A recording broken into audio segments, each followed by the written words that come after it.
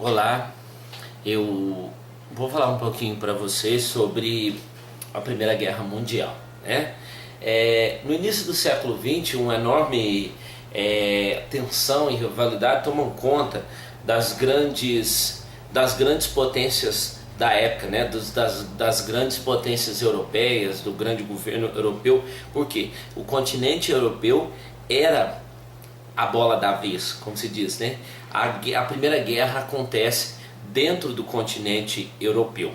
Então as principais potências da época, a Inglaterra, a Alemanha e a França, a Inglaterra, a Alemanha e a França fazem constantes disputas territoriais e disputas de mercado, né? Buscavam novos mercados consumidores que consumissem os seus produtos, já que esses países estavam desenvolvendo,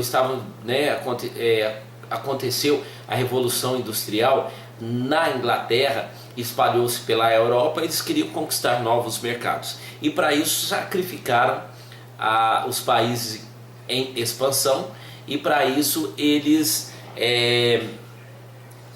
se ditavam no direito de dominar o mundo ou de mandar no mundo, né? Então nós tivemos vários movimentos que antecederam a Primeira Guerra Mundial. Por exemplo, o pan-eslavismo, que era liderado pelo governo russo, com o objetivo eles queriam reunir todos os povos eslavos da Europa Oriental, né? Queriam buscar esses povos para que fortalecesse aí os seus exércitos, mas a desculpa era para que esses países, para que esses povos eslavos voltassem para os seus países, porque se acontecesse um conflito aí,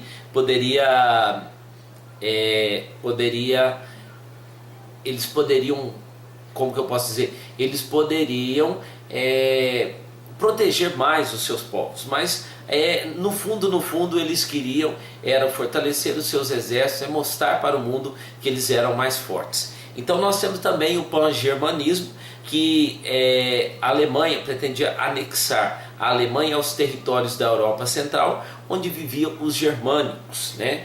Mas ambos com o mesmo objetivo, né? Ambos com o mesmo objetivo de juntar os povos e também dar um fortalecimento maior às suas conquistas. Nós tivemos também a Paz Armadas, que foi a guerra, né? A Paz Armada, que foi as grandes potências já se preparando para um grande conflito, fortalecendo os seus exércitos e aumentando o seu poder bélico, né? E fazendo as suas políticas, as suas alianças em busca de um mercado, em busca de se fortalecer se acontecesse aí um grande previsto, que provavelmente já estava previsto, né? Um grande conflito.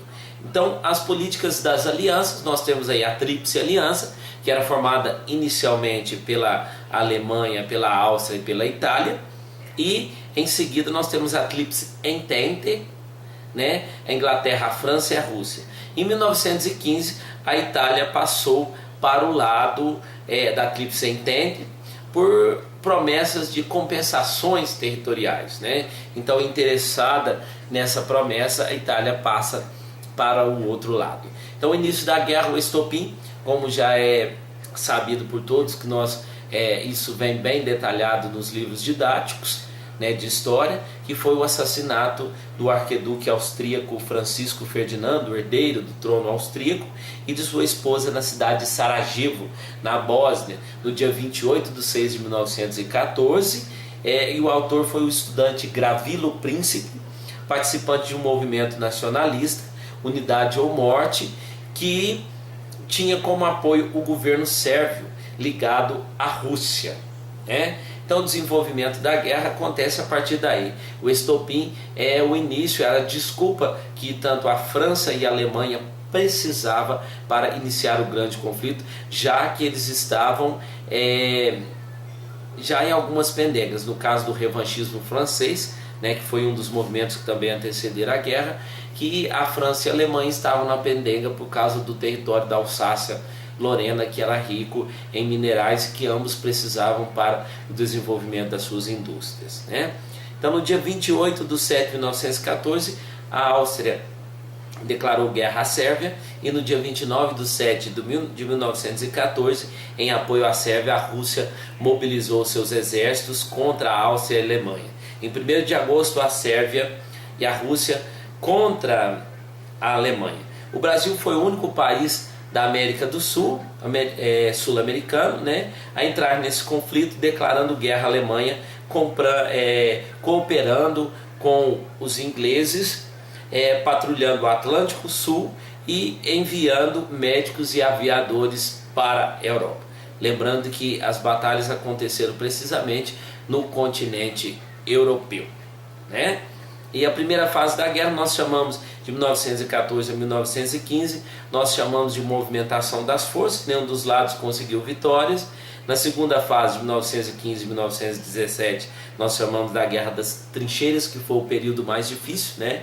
O período onde as tropas ficavam nas trincheiras, e o sofrimento foi um sofrimento maior e muito grande. E a terceira fase, de 1917 a 1918, com a entrada dos Estados Unidos e a vitória dos aliados. Então os Estados Unidos, tanto na Primeira quanto na Segunda Guerra, só entra no final para finalizar e defender os seus interesses. Os Estados Unidos saem da Primeira Guerra como uma nação fortalecida, né? Ele sai com 50% de toda a produção mundial.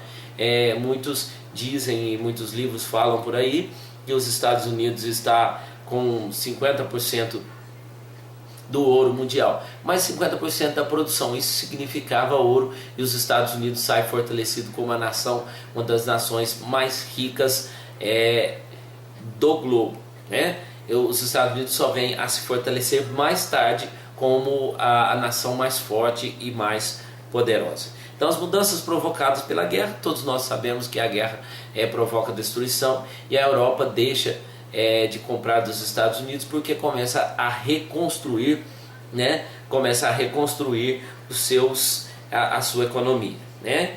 Então a fome, a destruição, as estruturas geram um saldo muito grande aí de mortes, né? Depois nós temos o Tratado de Versalhes, que a Alemanha é tida como a grande causadora da guerra, a grande perdedora da guerra, né? A Alemanha é obrigada a restituir a região da Alsácia-Lorena à França, né? E entregar todos os seus navios mercantes para os países vencedores.